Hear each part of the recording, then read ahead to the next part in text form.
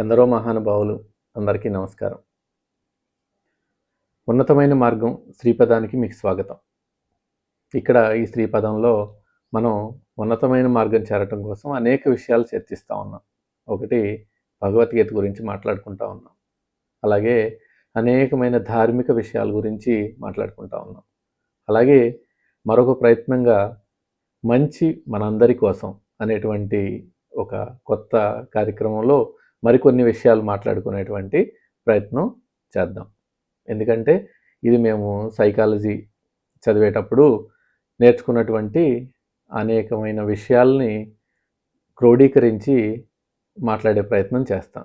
ఎందుకంటే అప్పుడు చాలామంది మనుషుల మీద హ్యూమన్ సైకాలజీ చదివాము కాబట్టి మనుషుల మీద వాళ్ళ యొక్క లక్షణాల మీద కొంత స్టడీ చేయటం జరిగి అందులో నుంచి కొన్ని విషయాలు మేము నేర్చుకోవటం జరిగింది, మార్చుకోవటం కూడా జరిగింది.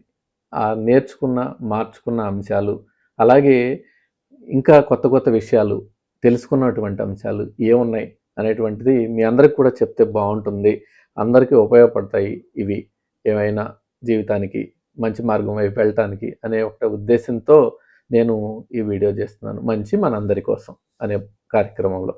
అలాగే ఇక్కడ మనం ఈరోజు చర్చించబోయేటువంటి విషయం ఏంటంటే, మనిషిగా మనకు అసలు ఉండకూడని లక్షణాలు ఏంటి అనేది. మనిషిగా మనకి అనేక లక్షణాలు ఉంటాయి, వాటి జోలికి మనం పోదలుచుకోలేదు. స్వభావాల గురించి వాటి జోలికి పోదలుచుకోలేదు. కానీ మనిషిగా మనం సమాజంలో ఉన్నప్పుడు మన ప్రవర్తనలో ఎలాంటి లక్షణాలు ఉండకూడదు అనేటువంటిది కనుక మనం చూస్తే కొన్ని విషయాలు మాకు అనుభవం మీద, కొన్ని విషయాలు సమాజాన్ని పరిశీలించినప్పుడు తెలిసింది. ఆ తెలిసిన విషయాలు ఎవరో కొందరు సద్గుణ సంపన్నులు ఉంటారు, వాళ్ళకి వర్తించవేమో కానీ అహం పక్కన పెట్టి ఎవరికి వారు గమనించుకుంటే అందరికీ ఏదో ఒక విషయంలో ఒక విషయంతో సంబంధం ఉంటుంది.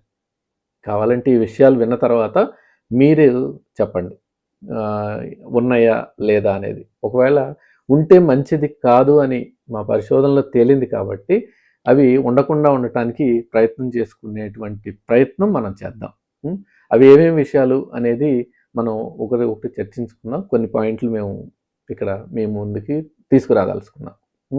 మొట్టమొదటి పాయింట్ ఏంటంటే, మనిషిగా మనకు ఉండకూడని లక్షణాల్లో ఈ ప్రపంచంలో మాకు లేదంటే నాకు తెలియని విషయాలు ఏమీ లేవు అనుకోవటం.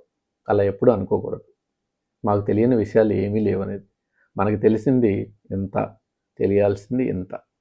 కాబట్టి ఈ విషయంలో చాలా ఒద్దిగ్గా ఉండాలి. మనం ఒద్దిగ్గా ఉండి మన మాటల్లో అది వ్యక్తపరచుకోవాలి, వ్యక్తపడాలి కూడా.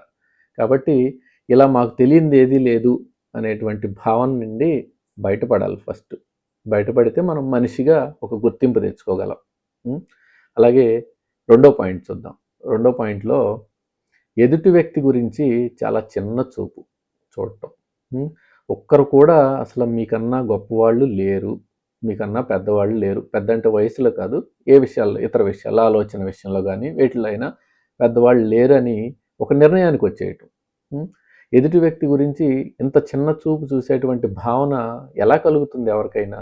కలిగితే మనిషి అని మనం అనగలమా? వారికి ఉండేటువంటి ప్రత్యేకమైన లక్షణాలు, క్వాలిటీసు వారికి ఉంటాయి కదా, మనకు ఉంటాయి కదా. ఎందుకు వారంటే చిన్న చూపు, ఎందుకు చూడాలి అనేటువంటిది ఎవరికైనా వారు ఆలోచించుకోవాల్సిన విషయం. ఇది ఉండకూడదు, ఇలాంటి లక్షణం ఉండకూడదని జాబితాలో వచ్చిన లక్షణం ఇది. అలాగే మూడో పాయింట్ చూస్తే ఏమొస్తుందంటే, స్వార్థపూరితమైనటువంటి ఆలోచనలు వెనక పెట్టుకుని తీయగా మాట్లాడటం.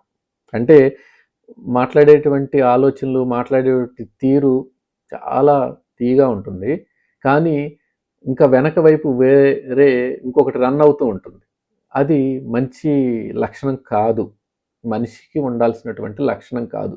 ఒకవేళ ఏదైనా చిన్న అలాంటి మిస్అండర్స్టాండింగ్లు ఉంటే దాన్ని మార్చుకునేటువంటి ప్రయత్నం చేయాలి అనేటువంటిది కూడా ఈ పాయింట్ మనకు తెలియజేస్తుంది. అలాగే నాలుగో పాయింట్ చూస్తే, ఏదైనా ఒక సమస్య ఉన్నప్పుడు దాని గురించి మాట్లాడకుండా ఉద్దేశపూర్వకంగా తాత్సారం చేయటం చాలామంది చేస్తూ ఉంటాం ఇది మనం. ఎందుకంటే ఆ సమస్య గురించి మాట్లాడితే అప్పుడు ఆ సమస్య తీరిపోతుంది, అక్కడే తీరిపోతుంది. కానీ మనం ఆ సమస్యని తీర్చకూడదనేటువంటి ఒక ఉద్దేశం కావచ్చు, లేదంటే ఈ సమస్య గురించి ఇప్పుడు మాట్లాడేదేంటి, వీళ్ళతో మాట్లాడేదేంటి అనేటువంటి అభావం కావచ్చు. దీనివల్ల తాత్సారం చేస్తాం. ఈ తాత్సారం చేసేటువంటి లక్షణం కూడా మంచిది కాదు అని మాకు తెలిసింది. కాబట్టి ఇది తగ్గించుకునే ప్రయత్నం మనం చేయాలి. అలాగే ఒక సమస్య వచ్చినప్పుడు, సమస్య ఉద్భవించినప్పుడు ఆ సమస్య యొక్క మూలంతో చర్చిస్తే సమస్య పరిష్కారం అవుతుంది అని మనకు తెలుస్తూ ఉంటుంది. కానీ మనం ఆ మూలంతో చర్చించకుండా మూడో వ్యక్తి ద్వారా, మూడో మార్గం ద్వారా చర్చించేటువంటి ప్రయత్నం చేస్తాం. ఇది కూడా మనిషిగా మనకు ఉండాల్సిన లక్షణం కాదు. ఎందుకంటే చిన్న చిన్న సమస్యలు వస్తూ ఉంటాయి మనం ఇంత పెద్ద సమాజంలో ఉన్నప్పుడు, ఇంత పెద్ద కుటుంబంలో ఉన్నప్పుడు. కానీ ఆ వ్యక్తితో ఆ సమస్య గురించి మాట్లాడితే సమస్యకి అక్కడ పరిష్కారం దొరుకుతుంది. కానీ అలా మాట్లాడడం. మూడో వ్యక్తి అంటే మూడో వ్యక్తి ద్వారా వెళ్తే అప్పుడు కొన్ని మసాలాలు అవన్నీ కలిపి వారికి ఇస్తారు కాబట్టి మూడో వ్యక్తి ద్వారా మాట్లాడటానికి చూస్తాం అన్నట్లు. ఇది కూడా మంచి లక్షణం కాదు. అలాగే ఇంకో 6వ పాయింట్ మాట్లాడుకుంటే, మాట్లాడే మాటల్లో సున్నితత్వం లేకపోవటం.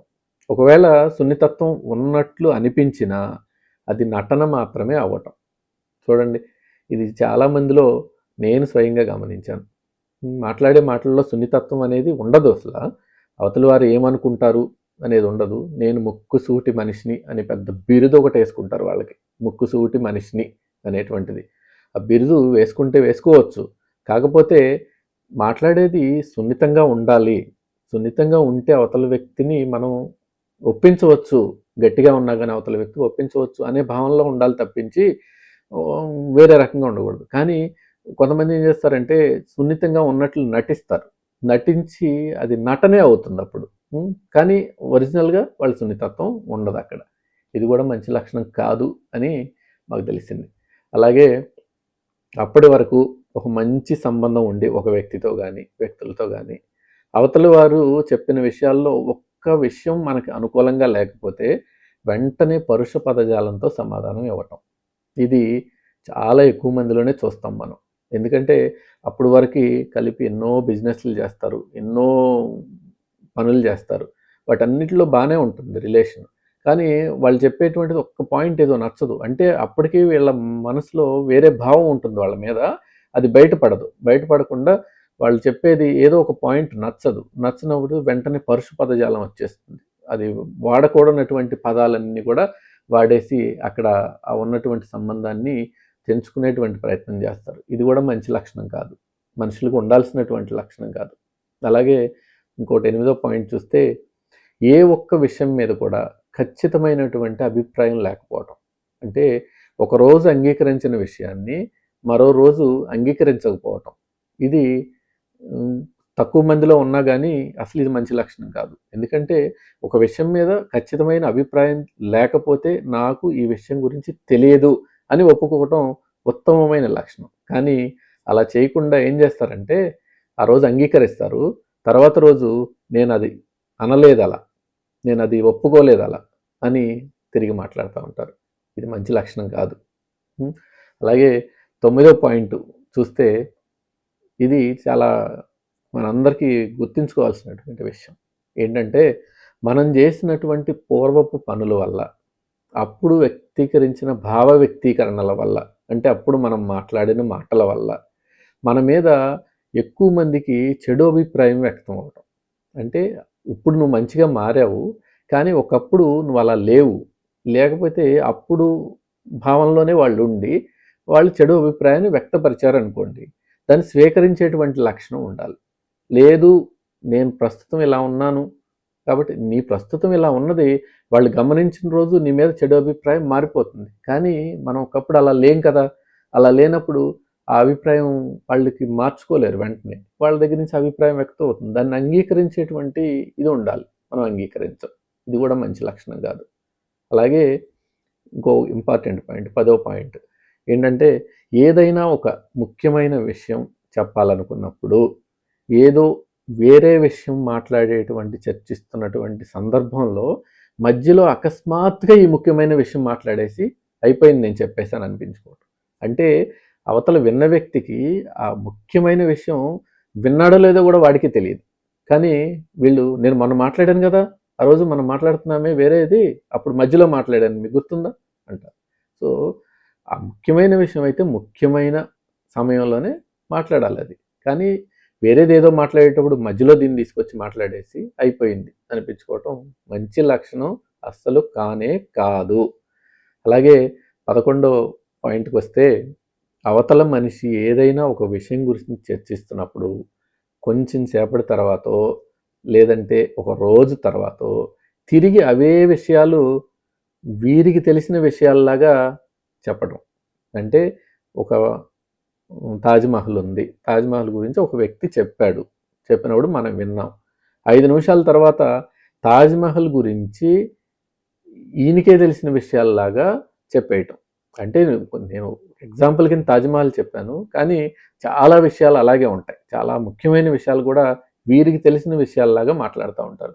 అది అంతకన్నా మాట్లాడకుండా ఉండటం ఉత్తమమైన లక్షణం. కానీ తెలిసిన విషయాల్లాగా మాట్లాడటం వల్ల ఏమవుతుందంటే, అవతలి వారికి నీకు తెలియదు ఈ విషయాలు అని తెలిసిన రోజు నీ మీద ఉన్న అభిప్రాయం పూర్తిగా మారిపోతుంది. కాబట్టి తెలియని విషయాలను తెలియని విషయాల్లాగా, తెలిసిన విషయాలను మాత్రమే తెలిసిన విషయాల్లాగా మాట్లాడటం చాలా ఉత్తమమైన లక్షణం. అలాగే ఇంకో పాయింట్ చూద్దాం. 12వ పాయింట్. వారు చేయాలనుకున్న పనిని, మాట్లాడాలనుకున్నటువంటి మాటల్ని ఎదుటివారి చేత బలవంతంగా ఒప్పించటం. ఎదుటివారు చెప్పిన పద్ధతిని అస్సలు అంగీకరించకపోవటం. అంటే వీరేం చేయాలనుకున్నారో ఆ చేయాలనుకున్న పని, ఆ చేయాలనుకున్న మాటలు ఎదుటివారి చేత బలవంతంగా ఒప్పించేస్తారు. కూర్చోబెట్టి సావధానంగా మాట్లాడే పద్ధతే ఉండదు, కానీ ఒప్పించేయటం. కానీ ఎదుటివారు చెప్పిన పద్ధతిని మాత్రం అస్సలు వీరు పట్టించుకోరు. ఈ లక్షణం అసలు మనిషికి ఉండాల్సినటువంటి లక్షణం కాదు. అలాగే 13వ పాయింట్ చూస్తే, ప్రతి విషయానికి అది తెలిసిందైనా అవ్వచ్చు, తెలియనిదైనా అవ్వచ్చు, ఏదైనా కానీ ఒక సమాధానం వెంటనే కొంచెం కూడా ఆలోచించకుండా చెప్పడం. ఏదైనా ఒక విషయం అడిగా వెంటనే సమాధానం. ఒక నిమిషం ఆలోచించో, ఒక రోజు తీసుకునో, ఒక గంట తీసుకునో చెప్పాల్సిన విషయాన్ని కూడా వెంటనే ఏది నోటికి వస్తే అది చెప్పేయటం. ఈ చెప్పిన విషయం కొన్ని రోజుల తర్వాత మర్చిపోవటం, లేదంటే మార్చేయటం. నేను ఆ విషయం చెప్పలేదు, అలా అనలేదు. ఇది కూడా మంచి పద్ధతి కాదు, మంచి విషయం కాదు అని మాకు తెలిసింది. కాబట్టి ఇంకొక పాయింట్ మాట్లాడుకుందాం. 14వ పాయింట్. అసలు ఏమీ లేకపోయినా మనిషి ఆహార్యం ఎంత తీరిక లేనట్లుగా, బిజీగా ఉన్నట్లు నటించటం, హావభావాలు వ్యక్తపరచటం, టూ మచ్ లోడ్, ఇలా. అంటే అక్కడ ఏం లేదు, లేనప్పుడు అది వ్యక్తపరచాల్సిన ఆహార్యాన్ని అలా చూపించాల్సినటువంటి అవసరం ఏముంది? అవసరం లేదు కదా. ఇది మార్చుకోవాలి, ఖచ్చితంగా మార్చుకోవాలి. అంటే ఇవన్నీ మనం మార్చుకుని ముందుకి మనిషిలాగా రూపాంతరం చెందాలి. అంటే చెందితే బాగుంటుంది, ఒక ఉన్నతమైన మార్గం వైపు వెళ్ళగలం అనే ఉద్దేశంతోనే ఈ పాయింట్లని నేను ఎంతో పరిశోధన చేసిన తర్వాత, చాలా గమనించిన తర్వాత, నాలో కూడా కొన్ని మార్చుకున్న తర్వాత ఒక డాక్యుమెంట్గా రూపొందించడం జరిగింది. చివరిగా మనం మాట్లాడుకునే ఏంటంటే, మన చేసే ఆలోచనలు స్వార్థపూరితమైనవి అనుకోండి, తాత్కాలికమైన విజయం వచ్చేస్తుంది, కానీ భయంకరమైనటువంటి నష్టం తర్వాత జరుగుతుంది. ఈ విషయాన్ని ఎప్పుడైనా మనం గుర్తుపెట్టుకోవాలి. తాత్కాలికమైన విజయం కనిపిస్తుంది, అంతా బాగుంటుంది. వీటి తాలూకా మనం ఆచరించి పైన ఇప్పుడు చెప్పిన లక్షణాలన్నీ ఫాలో అవుతూ చేసిన పనులు ఉంటాయి కదా, వీటి నష్టం భయంకరంగా ఉంటుంది. ఆ భయంకరంగా ఉన్నప్పుడు మనకు తట్టుకునే శక్తి కూడా మనకు ఉండదు. కాబట్టి మనం సాధ్యమైతే ఏ వ్యక్తి మీద కానీ, ఏ వస్తువు మీద కానీ, అది జీవం ఉన్నది అవ్వచ్చు, జీవం లేనిది అవ్వచ్చు, ఖచ్చితంగా ఒక నిశ్చితమైన అభిప్రాయం లేకుండా ఉండగలగటం మంచిది. అంటే ఇది కష్టమైన పని చాలా. ఒక అభిప్రాయం లేకుండా ఎలా ఉంటామండి అనవచ్చు. కష్టమైన అభిప్రాయం ఉండకుండా ఉండటం మంచిది. అప్పుడు అది అన్ని సమస్యలకు పరిష్కారం చూపిస్తుంది. నాకు ఏ అభిప్రాయం లేదయ్యా, నువ్వేదన్నా మంచిది. కానీ అలా ఉండలేం కాబట్టి, చాలా వరకు ఇది సాధ్యపడని విషయం కాబట్టి, ఈ విషయాన్ని పూర్తిగా నమ్మి సాధన చేస్తే కొంత మేరకైనా మనం అలా ఉండేటువంటి అవకాశం ఉంది. అలా చేయొచ్చు మనం. అలా ఒక అభిప్రాయం లేకుండా ఉండొచ్చు. కాబట్టి అభిప్రాయం ఏర్పరచుకుంటే మంచి ఆలోచనలతో ఏర్పరచుకోవాలి. నువ్వు ఒకవేళ అభిప్రాయం అలాంటి మంచి ఆలోచనలు చేయలేవు అనుకున్నప్పుడు అభిప్రాయం ఏర్పరచుకోకుండా ఉన్నది ఉన్నట్లు స్వీకరించడానికి ప్రయత్నం చెయ్యి అనేటువంటిది ఇక్కడ చెప్పాలనుకున్నమాట. ఇలా ఇన్ని విషయాలు మేము కొంత దీని తర్వాత గ్రహించి ఒక డాక్యుమెంట్ రూపంలో చేశాం కాబట్టి మీకు చెప్పే ప్రయత్నం చేశాం. ఇవి మంచి విషయాలు మనందరి కోసం అనుకుంటున్నాం కాబట్టి చెప్పే ప్రయత్నం చేసి మీకు కూడా మీరు ఒకసారి ఈ విషయాల మీద మీరు కూడా ఆలోచన చేయండి. ఏదైనా విషయాలు ఎక్కడైనా మీకు ఇది మంచిది కాదు, ఈ విషయం కరెక్ట్ కాదు అనిపిస్తే కామెంట్ రూపంలో నాకు తెలియజేయండి. నమస్కారం, మీ భీమా.